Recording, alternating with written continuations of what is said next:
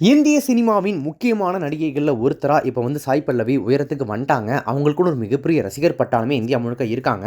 சமீபத்தில் சிவகார்த்திகேயனுக்கு ஜோடியாக தமிழில் அவங்களுடைய நடிப்பில் வெளியான அமரன் திரைப்படம் 300 கோடிகளுக்கும் மேலே வசூல் பண்ணி தமிழில் எப்போவுமே அவங்க சூஸியாக ஸ்கிரிப்ட் பண்ணாலும் அந்த ஸ்கிரிப்ட் சொல்லி அடிக்கிற ஸ்கிரிப்டாக தான் இருக்கும் அப்படின்றத ஒன்ஸ் அகைன் பயங்கரமாக ப்ரூவ் பண்ணிட்டாங்க. தெலுங்குல சமீபத்தில் நாகச்சைதன்யாவுக்கு ஜோடியாக அவங்க நடிச்சிருந்த தண்டேல் படம் ரிலீஸ் ஆகி அது ஒரு பக்கம் 100 கோடிகளுக்கு மேலே வசூல் பண்ணி ஒரு மிகப்பெரிய வெற்றி படமாக மாறி இருக்கு.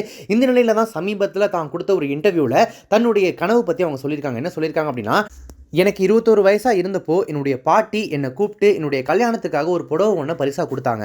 ஆனால் எனக்கு எப்போ திருமணம் ஆகும் அப்படின்றது தெரியாத நிலையில் பாட்டி கொடுத்த அந்த புடவையை இப்போ வரைக்கும் நான் ஒரு பொக்கிஷம் மாதிரி வச்சுருக்கேன். நான் தேசிய விருது மாதிரியான உயரிய விருதுகளை என்னைக்கு ஜெயிக்கிறனோ வாங்குறனோ அன்னைக்கே எங்கள் பாட்டி கொடுத்த அந்த சேலையை அணிஞ்சிட்டு போய் தான் அந்த விருதை நான் வாங்குவேன். இதுதான் என்னுடைய கனவாக நான் வச்சுருக்கேன் அப்படின்றத ரொம்பவே வெளிப்படையாக மேடையில் சொல்லியிருக்காங்க சாய் பல்லவி.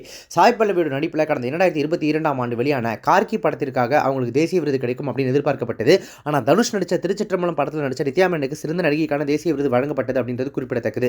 அமரன் படத்திற்கும் சாய் பல்லவிக்கு தேசிய விருது வழங்கப்பட வாய்ப்புள்ளதா விமர்சனங்கள் எழுந்திருக்கிற நிலையில் சாய் பல்லவியின் இந்த கனவு நிறைவேறுமா, அவங்க பாட்டி சேலையை அணிஞ்சிட்டு போயிட்டு அந்த விருதை வாங்கிடுவாங்களா அப்படின்றத பொறுத்திருந்து பார்க்கலாம்.